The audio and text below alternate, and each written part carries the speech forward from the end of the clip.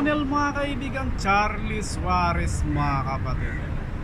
Iniwan ng matinding bakas ng sugat ang kilay ni Navarrete mga kaibigan. Well, marami ang nagreklamo mga kapatid, ang nadismayang Pilipino and even ibang lahi mga kaibigan.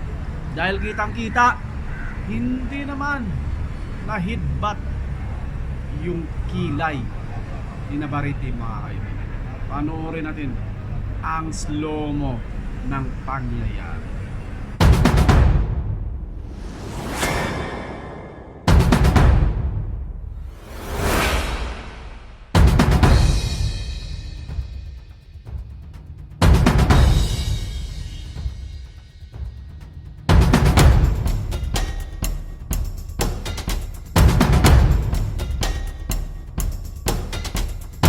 There you are kapatid. Ano sa tingin mo mga kaibigan?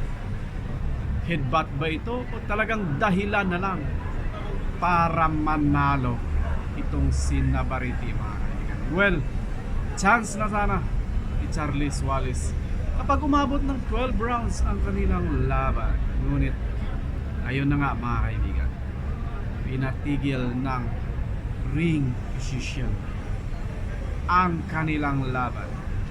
So medyo kumulang din si Charlie ng hangin mga kaibigan.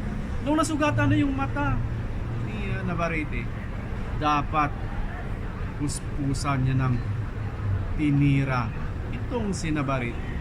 Pero kapansin-pansin, medyo kumulang ng hangin at saka hindi na knockout ni Navarrete si Suarez. Ganun talaga, better luck next time mga kaibigan.